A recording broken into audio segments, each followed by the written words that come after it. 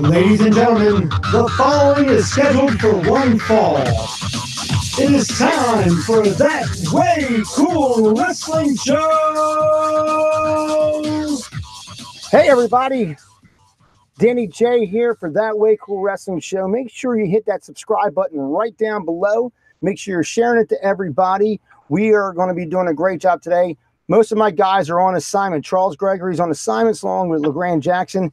Mark Lindsay on his way into the studio, running late due to traffic, but we're going to get all this situated because today we have an awesome interview for WrestleMania weekend. And I got the original Patriot, Del Wilkes, WCW, WWE superstar. Del, welcome to That Way Cool Wrestling Show. Hey, man, thanks for having me. How are you? Absolutely. I'm very good. And how are you this morning? Doing great. That's awesome. That's awesome. It's great to have you here on WrestleMania weekend. It's an exciting time for wrestling fans and workers and everybody else. I know everybody's really excited. So we were very excited to have you inside here. Mark, who's coming in, he's my statistician. He's my guy who's like the almanac of wrestling. So he has some old school AWA questions for you when he comes in.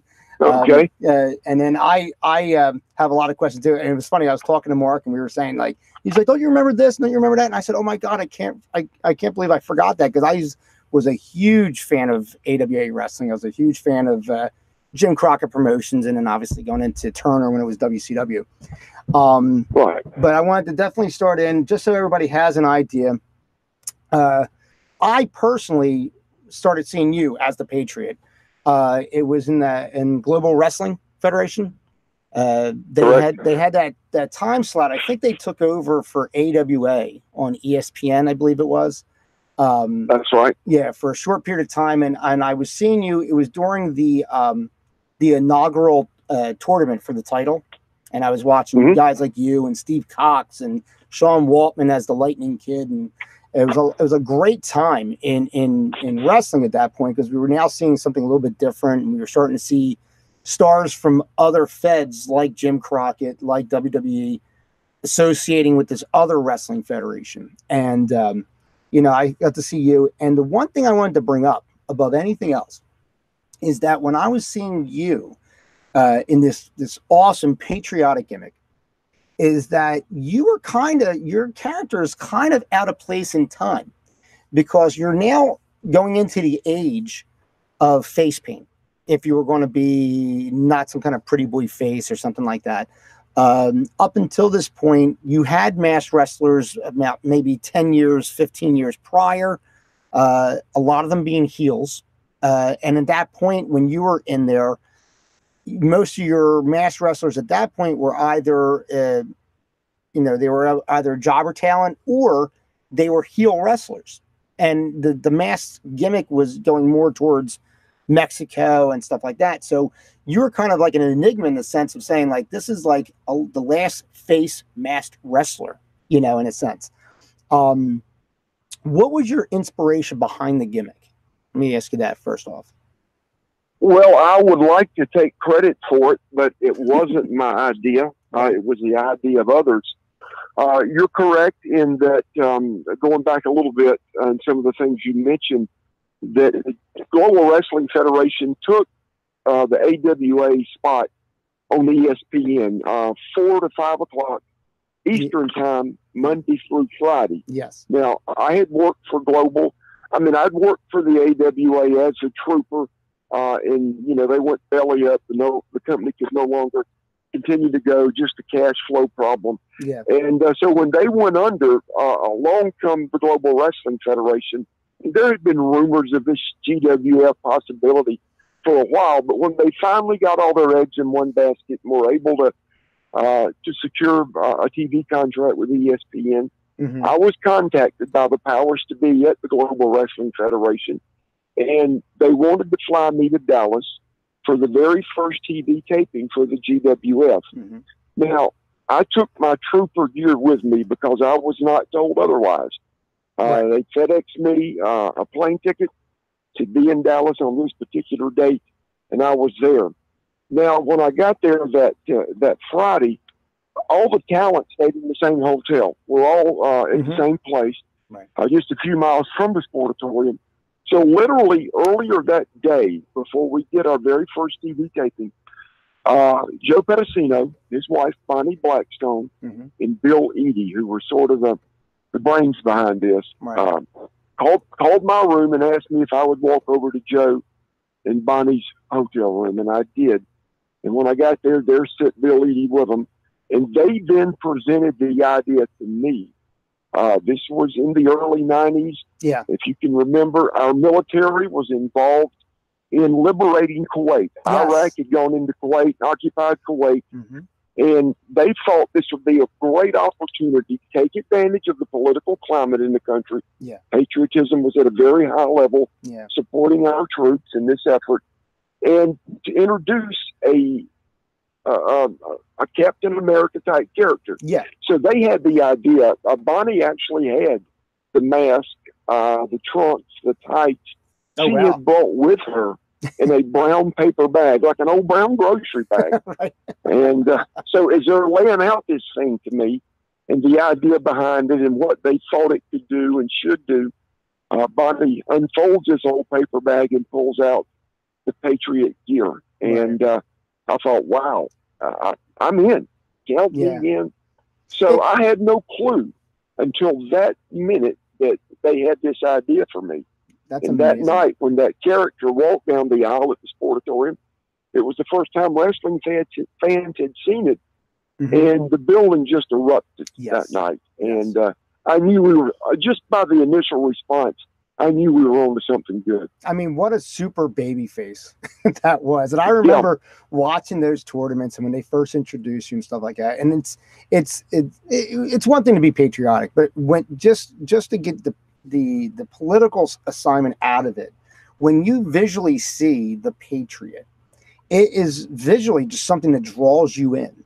You know what I mean? It's the color scheme. Obviously, America is the greatest country in the world. In my opinion, you know what I mean? But to see the stars and stripes and to see this larger than life character. Now, granted, an American quote unquote icon years ago was kind of put on Hulk Hogan to be the real American, that type of thing. But you don't really see it until we see you come down the aisle. You have an American flag, and it's literally, like you said, it's a Captain America-esque gimmick, and it's just like, wow, this is like, I'm so behind him. I don't care if he stinks. I want to be behind this guy as much as I possibly can. Now, obviously, you were built very, very well. You had a physique that was envied by a lot of other talent, and with this gimmick, it's like, wow, this guy's a superhero. He looks like an action figure above anything else. So it was really cool to see like these new talents, and you being one of them. And then to see you in WCW, years later, not that long, but it was years later. And it was like, oh, wow, yeah, I remember this guy. This is the Patriot. Okay, cool. And it was like, I was watching it, and now obviously, hindsight's 2020. So looking at it, I'm thinking to myself, well, why didn't they really give him a lot of titles, this, that, and the other thing? And I'm thinking to myself, when you learn the business, because I later in life became a professional wrestler, and I trained and learned the business, and seeing how you were probably a great chaser above anything else to speed a storyline along, I said, this makes sense. It really makes sense because you're able to tell a story by having this superhero trace after the bad guys, that type of thing, and I'll get you next time type of scenario. And it's like, it was something that like always stuck with me, that like to say, one, this guy is great, but two, you're by yourself. Like there's no other masked wrestlers out there unless they were the Russians. They were the only other masked wrestlers around that time. And I don't know, did they, and forgive my memory, because my memory is usually very good, but did they have you go against like the Russian assassins or any of them when they were in WCW? No, they didn't. And just to take a step back from what you were talking about earlier, about the red, white, and blue, coming out with the red, white, and blue flag in Global Wrestling Federation and basically dressed in the flag, red, white, and blue tights and trunks. But I was so unprepared to do that. I had no clue that the first couple of weeks that I was working that character, I was doing so in black boots, which did not go with the red, white, and blue, because those were the boots that I wore as a trooper. As a trooper. So right. once I was finally able to order some red, white, and blue boots, then the whole thing looked much better. It looked more fluid. But when I left Global, I did so with a wonderful opportunity to go to Japan and work for Mr. Baba in All Japan. I had gone in the late 80s as a trooper, and I just wasn't prepared for the way they did things in All Japan, for the style of matches, for the physicality of the matches, these long finishes with just fault finish after fault finish. And I felt like I didn't do very well. And I thought, wow, I'll never be able to come back here. I've blown this opportunity. Right. But after they saw me again, repackaged as the Patriot, obviously I've got more experience under my belt. I'm better at what I'm doing. I've honed my craft. Then Baba reached out to me again and offered me a chance to work for him full time.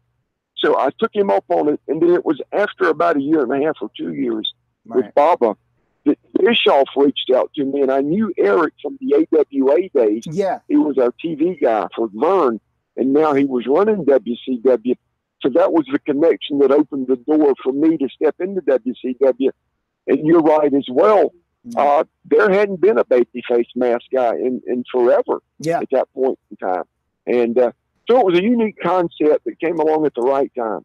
That's so crazy. That is so crazy. And obviously, like I said, the gimmick ran over well. And like I said, it made you stand out above everybody else.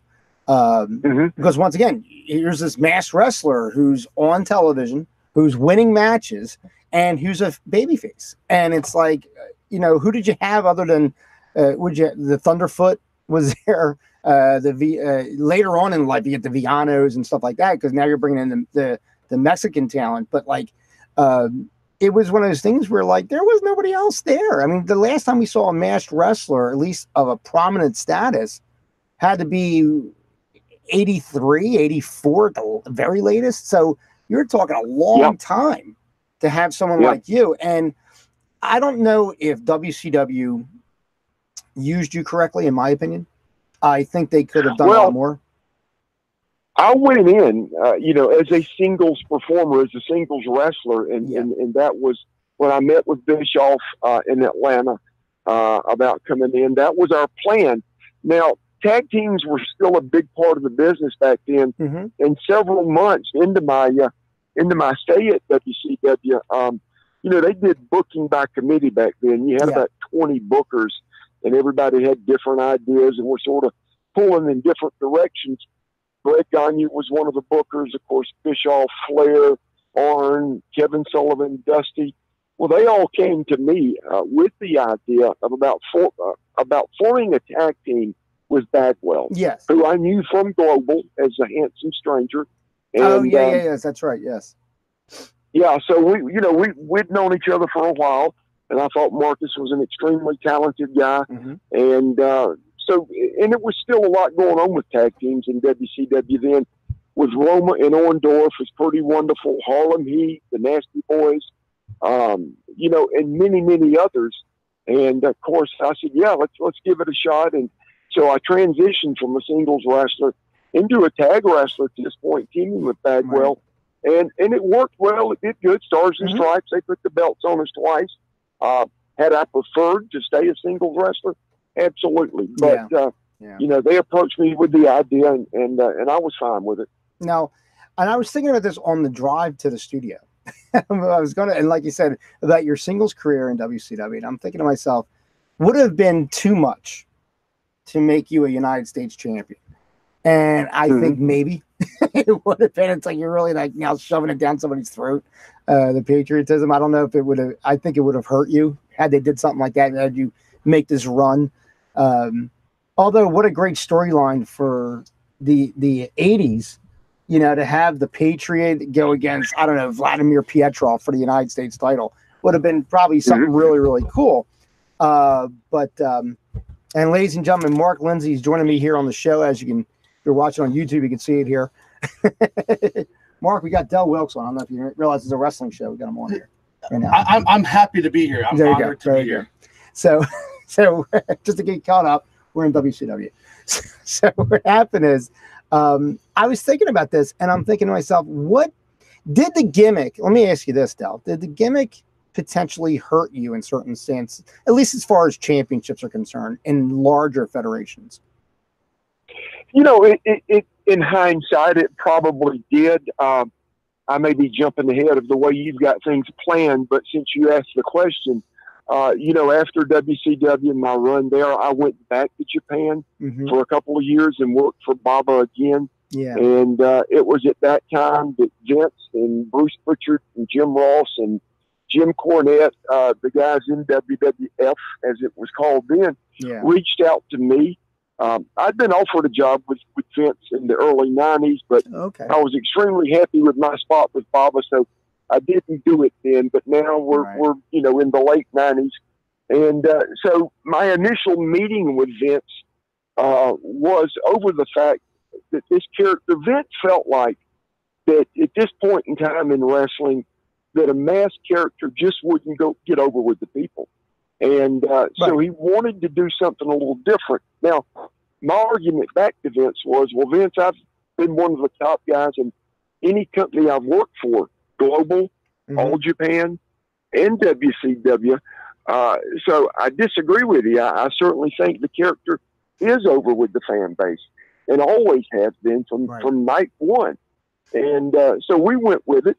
But in hindsight, it may have held me back in some capacity. Well, you know what, though? I think probably, think about this for a second. If you go back 10 years from when you actually went into the World Wrestling Federation, don't you think at that point you would have been so over, it would have been ridiculous? Because I think in the mid to late 80s, and I'm probably closer to mid than late 80s, a masked gimmick of your proportion, and not to disrespect it in any way, but of a cartoon stature. You know what I mean? Like you're like this action figure, the Patriot. You're this freedom fighter. I think, you know, in the mid 80s, that would have been so over, it's ridiculous in comparison to some other stuff that they had in the World Wrestling Federation at that time. I think you might have gotten in when things were getting a little bit more serious, if that makes sense, because now they're competing with WCW. And I just wonder if, you know, you were once again just plucked out of time. Because I think, honestly, I think your career, it's just so unique to me because of the fact that I'm like, this guy is so by himself, you know, in comparison to everybody else. And to your credit, you did a great job.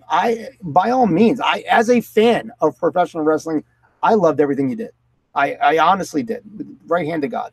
And I appreciate that. Yeah. But to your point, you know, WWF had more of a, you know, I went to some TV tapings and in the late 80s and then again in the early 90s, and it was more of a let's make a deal kind of atmosphere. There were characters everywhere, outrageous characters and different, you know, outfits, and that had changed by the time I got there. But still, to the point of, I think, how that character sort of would have fit in any era.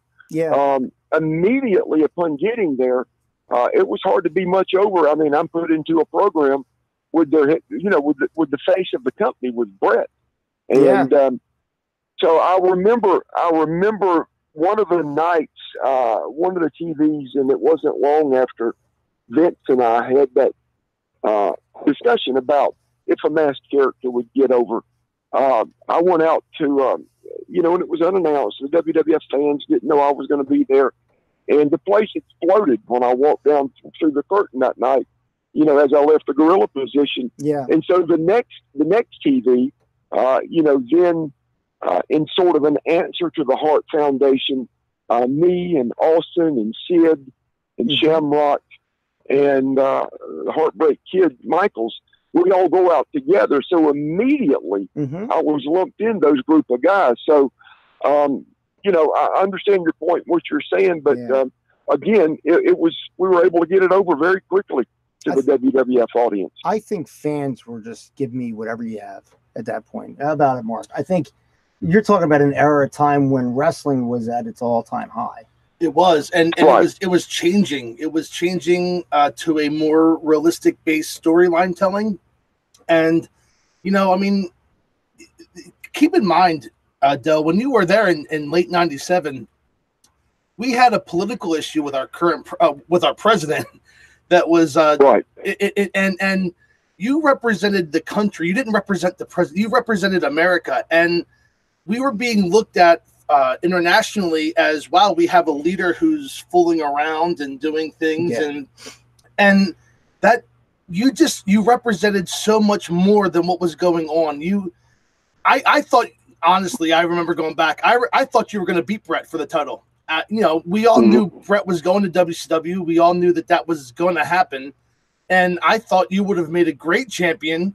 And you would have had great matches. I was really hoping that was going to be the result there in that fall. Initially there was conversations concerning that, but you mentioned earlier how I was alone, and the fact that I was this unique character that you hadn't seen a babyface mask on a long time in wrestling. Well, I was literally alone in another sense too. When I went into WWF, I had no allies really other than Jim Cornette and Bruce Prichard. Right. And it was starting to become a very fractured locker room in WWF. And there was Brett and the Hart Foundation and those guys. And then there was the Clique, which was beginning to form.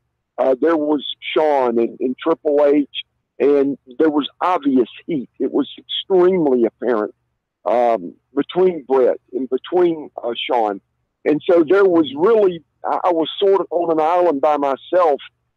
Brett had the tenure. He had the, because of who he was, to go to the office and demand certain things. And of course, Shawn did as well. And then there's me. And so I was sort of put in that position where I was literally on my own. And there was, other than, like I said, Cornette and Prichard, those were really the only allies I had. And I know Cornette several times went to the mat for me, right. In production meetings and things like that. But, it's just the way it was. It was and you were talking about how the business had changed at that point in time. I don't know the city we were in, but it was a TV. It was a Raw. It was a Monday night. And Vince called all the talent together and all the agents and everybody. And we had a big meeting before TV that night. And that was the meeting when he said, guys, listen, we are shifting gears in this company. Things are going to change dramatically starting tonight. This has been a black and white business for a long time.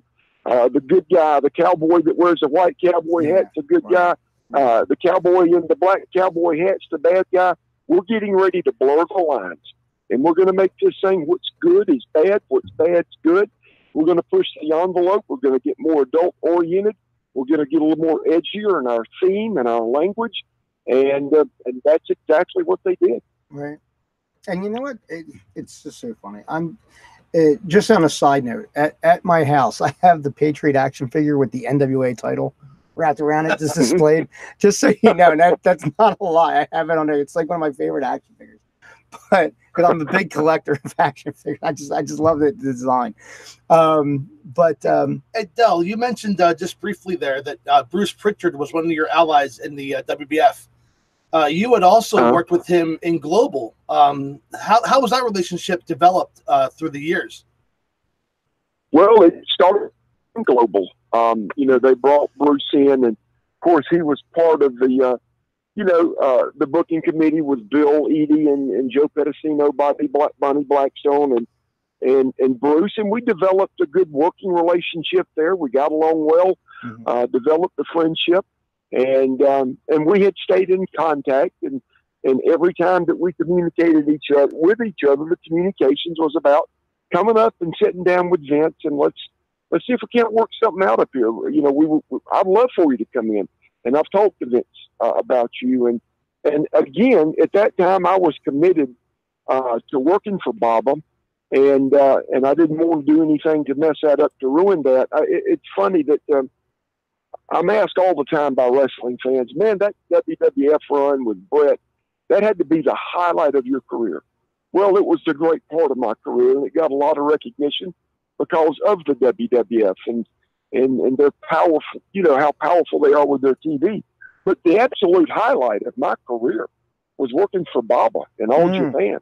That was the peak. I mean, it's just me speaking. This is just my opinion. Working for him, the 2 different times that I did was wonderful. I loved working for the man, a great promoter, and there was no company on the planet that was doing the kind of business we were doing when I worked for Baba in All Japan, or had the kind of talent, the kind of quality matches that we did. So, you know, I know I'm sort of getting off course here, but that was a highlight of my career.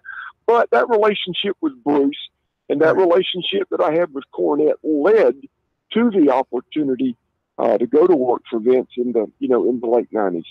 Networking is such a thing. I mean, really, I mean, it is. In everyday life, you just have to know somebody. You really, really do. And it's a shame because someone of your talent, had you not had those network connections, might have been jobbing on a sideshow, you know. And I was watching literally yesterday. I was watching the final WCW Saturday Night episode. And the amount of talent that was on that show, that I'm thinking back and I'm thinking, this guy never made it to Nitro. This guy never made it to Nitro. It was a throwaway show. It really was. And it was. And it was talent that I'm seeing today.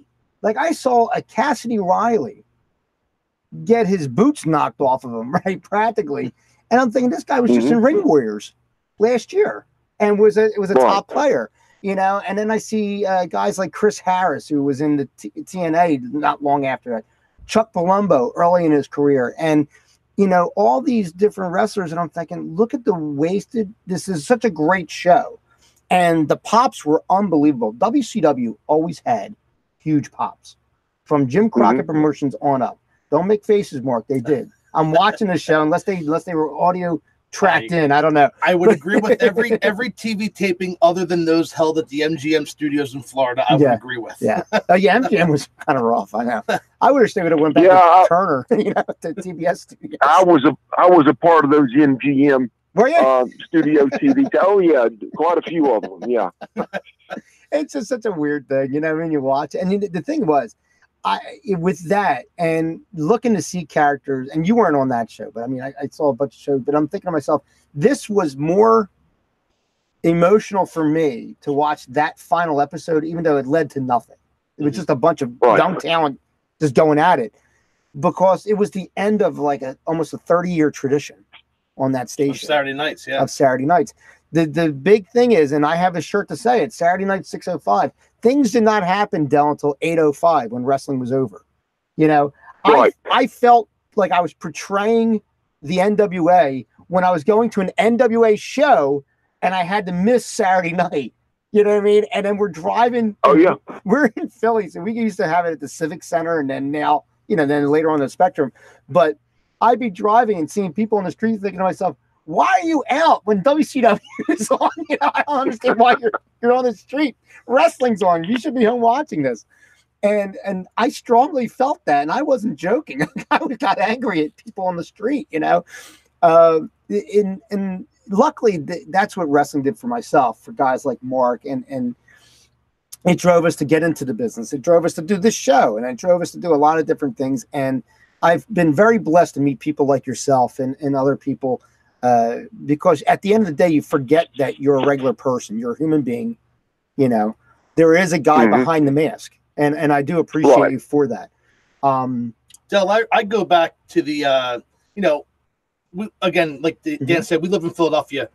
I'm 42 years old, so I would come back from school in 7th, 8th grade and have the privilege of watching AWA or World Class on ESPN. 4 o'clock. And I, you know, like Dan said, we've gotten into this podcast business. We've interviewed some very, I would say, favorites of ours growing up. But I was really looking forward to this interview, Del, because I watched you as the trooper in the AWA. You were in the AWA when the AWA was a fledgling company. Vern Gagne was holding on to everything he had, and you were dominantly shown on TV. You were given a great role, upper mid card.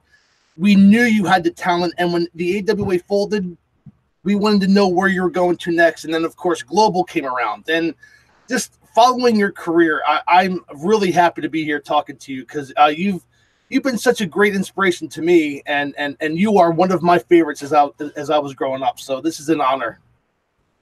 Well, I greatly appreciate that. Thank you very much, and for those kind words. And I tell you, it was you're correct about the AWA, even though it was struggling, man. I mean, and Vince and Greg were doing everything they can to keep the company afloat, to make the company relevant again. There had been this rumor of Viacom was going to come in and just dump millions upon millions of dollars in the AWA and revive the company and breathe life back into the company and to make them a player again. And of course, that never happened. But regardless, we did a few spot shows here and there, and the crowds were horrible. But still, that they thought enough of me. They believed in me enough, Greg and Vern, to give me that opportunity and to let me get on TV on ESPN Monday through Friday from 4 to 5 o'clock to expose that character in Del Wilkes to a nationwide TV audience. And I'll always be very grateful for that, even though the result in the company, going belly up wasn't what any of us wanted. Right. I had to tip my hat to Vern and Greg for just, the fight and to try to hang on and make this thing happen, but it just couldn't. They just didn't have the money. And you know what? They had such great talent, even towards the end. I mean, they had Ronnie Garvin. They had an up-and-comer who was jobbing in JCP, but Alan West was a big he was a big name in AWA. Well, and but then, with the 89-90, you had obviously the Trooper Delver. Yeah. You had Paul Diamond was still there before he went to WF. DJ Peterson. DJ Peterson was another big one. The big cat Curtis Hughes before he became Mr. And Hughes. you had Ricky Morton was in there shortly. I mean, they were saying like the Rock and Roll Express was coming, but I don't think Robert ever They wrestled a couple matches. I think they wrestled Did Robert the come British Bulldogs. They wrestled the British Bulldogs. They did wrestle. Yeah. Was that an AWA match though? Was that the match you're talking about? CWA, I believe. Was it? They had but I know, like Ricky Morton was coming. They had Manny Fernandez came in. All my favorites. They did. Right to AWA. they brought in Slaughter and they brought in Nikita on some of the TVs and they had like you said, Diamond and Tanaka and Enos and Bloom. Yeah, they were they had some good young up and coming talent mixed in with some very established talent. But again, this wrestling business, you got to have some deep pockets and you've got to have money and a lot of it to be able to compete. And they just didn't have it, and there was nobody out there that was interested in dumping any of that cash into the company. Well, you know what? I was just watching literally yesterday. It was a documentary on the AWA and the fall of the AWA is what it was. And you're absolutely true in saying, well, each one of these talents obviously have to support their families, they have to support themselves, etc. And as quick as someone would get big or start getting big in the AWA, Vince would go right in, snag it, snag it. Yeah. And they showed the list. It was like a big, huge picture of all the people that in one shot Vince grabbed. And I was like, oh my God, it's like 3/4 of the company grabbed in one shot. You know what I mean? How are they surviving after that alone, But then, but it's the truth. I mean, you think about it, and their big thing towards the end was Kurt Hennig. I think they were going to rely on Kurt Hennig to bring them out of something, and then Kurt left. So then when they made that deal with Jerry Jarrett, and they bring in Jerry Lawler to say, all right, we're going to give you the title, then they had problems with Jerry Lawler. Yeah, they had problems with Jerry Jarrett, Jerry Lawler. And it was unfortunate because it was like they really tried to group together to become, Super Clash 3 was a great opportunity. Oh, what a great, and it was a great show. And it just, things unfortunately fell apart after that. I've said it many, many occasions, and I said it many, many times, and the money would be flowing like the wine of Capistrano would be if WrestleMania, and think about this for a second, and then any talent out there, including like yourself, if you were still active, etc., would be like, if WrestleMania literally was a coming together of wrestling, it didn't have to be strictly WWE. In other words, WWE host, ROH, Impact, Lucha, MLW, and make that literally, quote unquote, not to take it away from Starrcade, but make it the granddaddy of them all, where this is where all of wrestling comes together, almost like a summit, a UN summit, you know what I mean, of professional wrestling. Right. What a money maker that would be. People would be selling their children to go to see a show like that, and myself included, you know what I mean? And I'm thinking to myself, obviously there's a lot of ego involved, there's a lot of money involved, and Vince would overall make the most out of it, but I think it wouldn't be enough for him, which is why something like that won't happen. I don't think we'll ever see something like that on a grand scale, but that's what I think wrestling should be. So, I agree. Just a quick example of how bad things were in the AWA at the time, and we were just a TV company then. We ran a few spot shows here and there, but the Destruction Crew, Mike Enos and Wayne Bloom were the tag team champs, and Enos was going through a divorce, and he had a little boy, and he had his wife had filed to get him back in court to make him pay more child support. Wow. She was under this, this stupid notion that this guy's on TV every day. Basically, he's a tag team, half of the tag team champions in the AWA, and he's got to be making money hand over fist. And once they turned in their financial statements, each of them, and they got before a judge, the judge lowered his child support because he said, man, this guy's starving to death. I mean, he may have the appearance of being a big-time pro wrestler, and he is on TV, but golly, these guys are making no money. Yeah. And that's just the way it was. They were desperate, and, it gave you a chance to get on TV, but, man, we weren't making anything. It's funny you say that, because in my last interview, we had Sean Hernandez, who was big in Lucha Underground, big in Impact Wrestling, on, and he said, you have guys now, top stars, who can barely afford their apartment, who are, because we meant, the reason why we said that is because we mentioned how nowadays some of these lower companies are being very relaxed in saying, oh yeah, you can go wrestle over there, you can go wrestle over here, no big deal, get as much as you can get in. And he said the reason they have to do that is because these guys would completely starve and wouldn't be available for TV tapings because they'd have to get a regular job, and he said, and it's sad. He said, it's very sad. And that's today in 2019, that's happening. So the wrestling business hasn't changed that much really from 30 years ago in a sense, when, you're right. When times are tough, it's just what it is, Now, was there ever any time where they said, listen, Del, we want to change this up? Once you were established, you were doing well. Let's face it, you did well in WWE. You did well. Was there a time in there when they say, because I know every once in a while they get a niche and they want to shake things up. Did they ever want to shake up the Patriot, make him a heel, change him up, unmask you, anything like that? No, they didn't. Again, the only time that ever came up in conversation was, when I met with Vince about the possibilities of going to work there. But once he saw the reaction that character was getting night after night, then he ixnayed that idea. And, unfortunately for me, it was just opportunity that was never, ever able to take advantage of. I got there, and I was damaged goods. My body was in a mess when I got there. Right. The one drawback about Japan is the physicality of it. And that really did shorten my career. I had suffered several serious injuries, a knee and an elbow, a tricep injury, and I was just trying my best to work through it. But when I signed a 3-year deal with Vince, and I knew, I said, man, I don't know if I can make these 3 years. And as it turned out, I couldn't.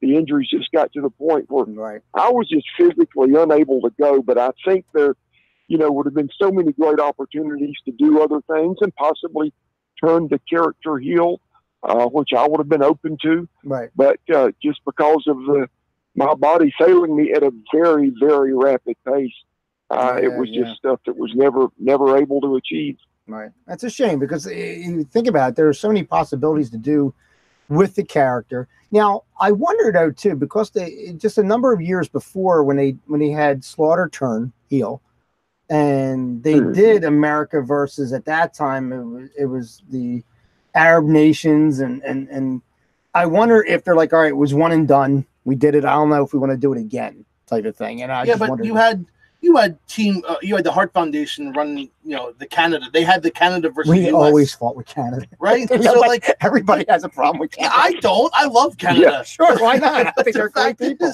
The fact is, when you're doing a wrestling TV show and the majority of your shows are in the U.S.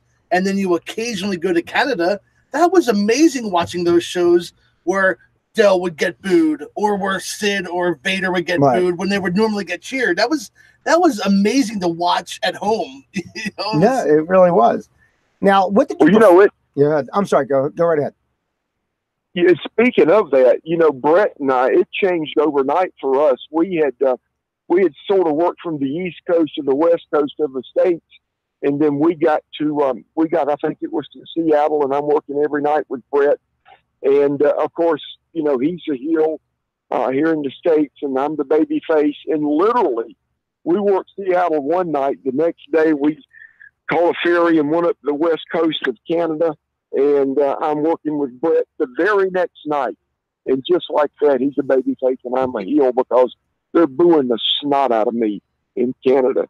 So, you know, we literally had to change roles overnight in working through the States and then going up into Canada and working across Canada. So that was quite a unique and fun experience to do that. Right, that makes sense. Now, and how do you do that? I mean, do you portray yourself as a heel, or you just portray yourself as someone in a bad area?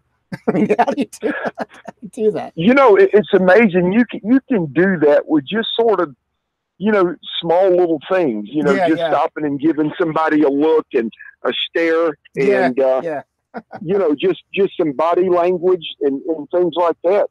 So it wasn't that difficult. Right. And Brett was up there, you know, thought he was a rock star in Canada. Right. So it wasn't that hard to go from working babyface to heel.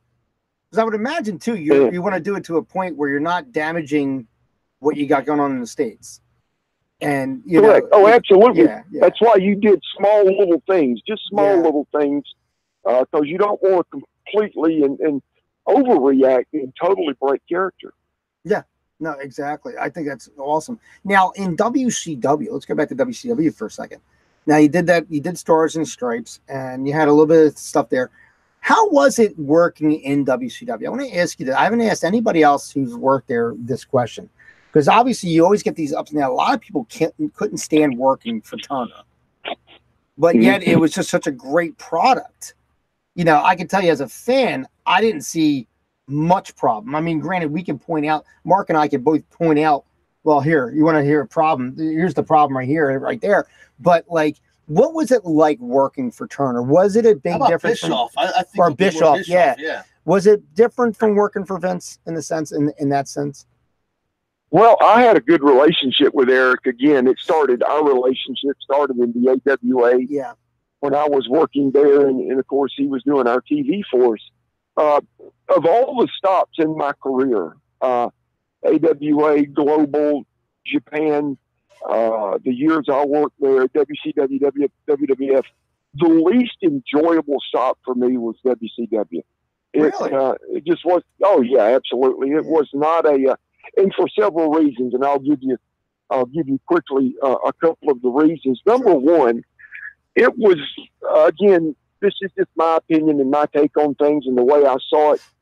But when you had so many cooks trying to cook the meals there, and you've got so many guys that are bookers, and so over here you got Flair's buddies, and over here there's Bischoff's buddies, and then there's Arn's buddies, and then there's Kevin Sullivan's buddies, and that just leads to a fractured locker room, and it was. Yeah. It was just a miserable locker room.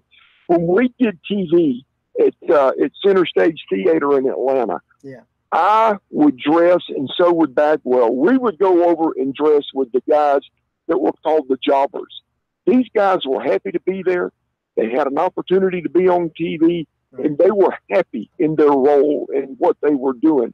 You went into the other locker room, the so-called stars, and it was misery as thick as so thick you could cut it. Wow. And it was griping, it was complaining, it was backbiting, it was stabbing each other in the back. And then another thing that really, really did it for me. And I walked out on Eric, and I'll get to that in a second. But once Hogan got there, that company changed, and I realized that's a big deal for them to get Hogan. I understand that. Yeah. But then the whole thing about the company changed. It went from not only Hogan, but the Hogan's buddies. Now we've got Savage in there. You've got Duggan in there. You got Beefcake in there, and God, he was horrible. Beefcake. Right. You've got all these friends of Hogan that now just have overtaken the company. And those of us that were there before Hogan got there, you're just like, get the heck out of my face. We're too busy kissing Terry's butt and all of his buddies. And it was just, in my opinion, just a horrible, horrible atmosphere. And I signed a 3-year deal. I had done about 1.5 years, maybe 2 years of it. And I went to Eric. I said, Eric, I need to sit down and talk with you. I've got a chance to go back to Japan. And I know I've still got 1.5 years left on my deal here, but I'm going to a company on the other side of the world. Their TV's not even shown in the States. I'm going to be threat to you. You don't even have to, you're not worrying about me now. So why would you care if I go back and work? Right. Will you please let me out of the last year of this deal, and I'm out of here? And he refused to do it. Wow. So I left. I was supposed to be at a pay-per-view or a live TV, deal one night. And the only person I told was Bagwell. I said, hey, buddy. And I told him several weeks in advance, you're going to get asked a lot of questions. I'm not going to be, I think it was Tupelo, Mississippi. I'm not going to be there. I'm done. I'm out of here. Eric would not let me out of my deal, but I'm gone anyway. And I'm headed back to All Japan. So I just want to give you a heads up. You've seen the last of me, and so was WCW. So I left under those circumstances. Wow. And I'm sure, did you get a lot of calls afterwards? Oh, my wife was getting bombarded with calls. I was in the air heading to Tokyo, and from my home in Columbia, South Carolina to Tokyo, that's probably close to 20 hours of flying time. And this was before cell phones. And so when I finally land in Tokyo and I call home, she said, everybody has called here. They threatened to sue you. They threatened to sue me. She said, please. She said, just get these people off of me. She said, I didn't leave the company, you did. So just tell them to stop. Well, hats off to Mrs. Wilkes. I'll tell you that. There you go. So I had a question. Oh, I'm sorry. Go ahead. I'm sorry. No, I said, sure, go ahead. I had a question. Again, Dan and I, living here in Philadelphia, we saw the birth of ECW, and one of the early contributors to making ECW what it was Hot Stuff Eddie Gilbert. He came on as a booker, and of course, you had that great program with him in Global. Any stories you could tell of Eddie, or any relationship that you had with Eddie while you guys were in Global having your feud? Well, it was actually Eddie's brother, Doug, that I had. Doug was the Dark Patriot. The Dark Patriot, yeah. Oh, was that who the Dark Patriot was? It was Doug Gilbert, Okay, yeah. Yeah, that was Doug. My only relationship with Eddie was just strictly business. I didn't know Eddie prior to. I mean, I knew who he was, obviously, but I'd never met Eddie till he got there in Global.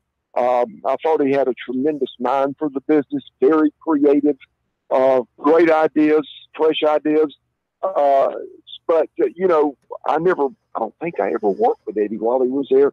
I worked with Doug doing that program, as a Dark Patriot, which I enjoyed. Doug was easy to work with, a true professional, but I never worked with Eddie. Gotcha. And Doug's a cool guy. I got Doug's on my Facebook. I talk with Doug every once in a while. He is a very, very just loves the business. The family. It was a family business because Tommy was, of course, a booker and a referee, and that's awesome. Now we're running a little bit low on time. I know we got to get you out of here soon. You have some agreements going on. I'm watching the clock for you.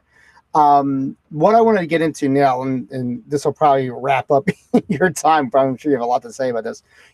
Del and I talked off the air about certain things here in the Philadelphia tri-state area. We've had several years of the Patriot working in multiple, I know where this is going. in multiple, events and stuff like that. I've actually worked the Patriot myself as a manager, as a heel manager. And I love that he's getting ready. And I said to and just kayfabe's over, so I'll just go out and say it. I mean, the Patriot that we have up here is a certain Tom Brandy, aka Sid Sincere from the WWE. And I said to Del, this was a number of months ago, I said, Del, did you happen to sell the gimmick or what the case is? And Del, I'll just let you take it from here if you don't mind. No, I didn't.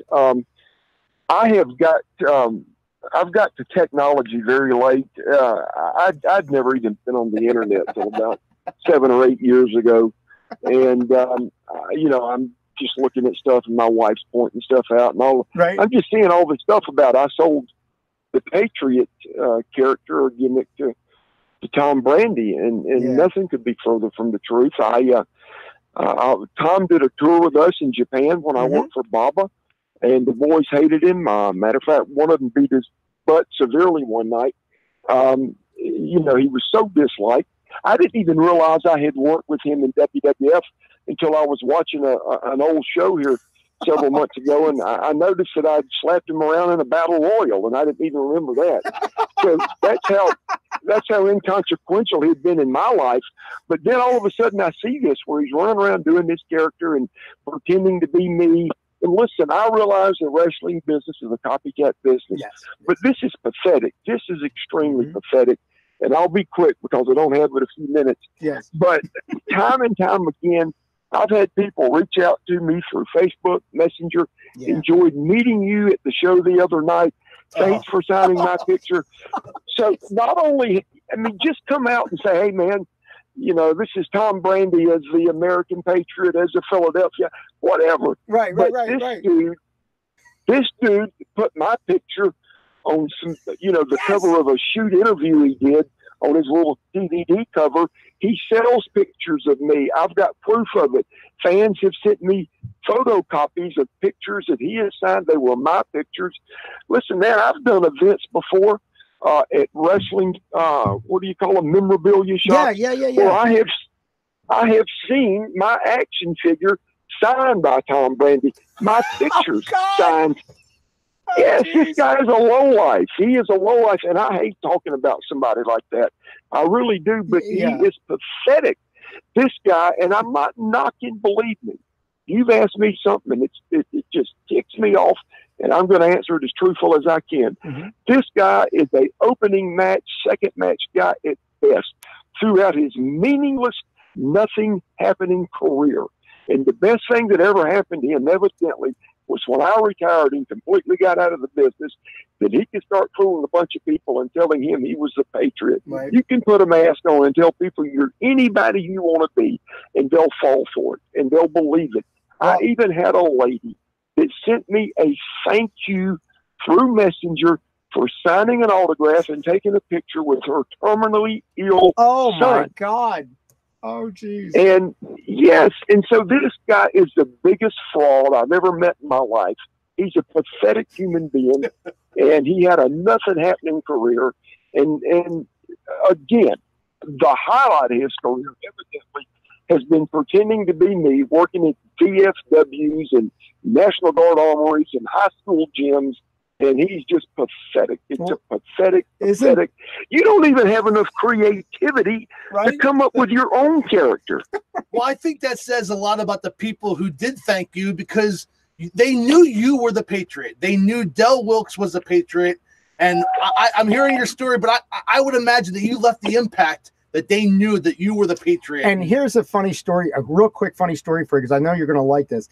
He was at a show in Wildwood, New Jersey, and my wife's uncle was a big vendor, of all merchandise, that type of thing. He was the exclusive vendor at the show.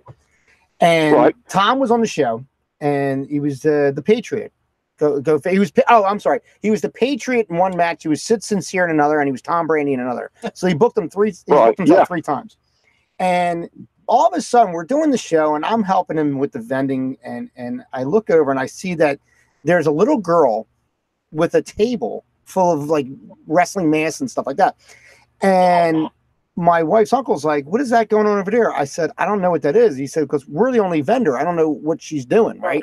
He goes over, he finds out that it was Tom on the sly selling masks at the show. Really? Right. So my uncle goes over with a hammer and he slams the table with the hammer. He said, get this, and he says the curse word, but he said, get this crap the hell out of here. He goes, I'm the vendor of this show. And he goes, and the next time I hit this hammer, it's going to be on your head. He says this to Tom Brady. Oh, good for him. Tom scoops all his stuff. You. Tom's like, oh, I'm sorry. He scoops all his stuff up and just puts the table away. It was the funniest thing I saw in my life. I had to witness it because I was trying to hold him back. I didn't want him to hit the guy and get arrested, you know. But that was great. Now, I know we're going to go now. It's the time. I know you have a book out, correct? Today? I don't know. Today? No, a book. Oh, yeah, I'm sorry. I thought you said a booking today. No, I've got a DVD out. Oh, okay. Okay. Yeah, it's a documentary on my life, my career, football, wrestling, and everything in between, the good times, the bad times, the low points in life. And there were some, they were self-inflicted. Mm-hmm. Sorry about the exterior noise, but I doing something I don't need to be doing today. I'm playing in an alumni flag football game. The University of South Carolina is having their spring game today, and they got a bunch of us old has-beens that once played here, and we're gonna get out on the field for about 45 minutes. But we're raising money for charity. That's awesome. So it's a good cause. But no, I've got, and you can go to my website, Del thepatriotwilkes.com, and we've got our DVDs there. It's our documentary. It's a 3-disc set. It's over 7 hours, and it covers my life from beginning to where I'm at right now, my career from beginning to end, my football career, and everything.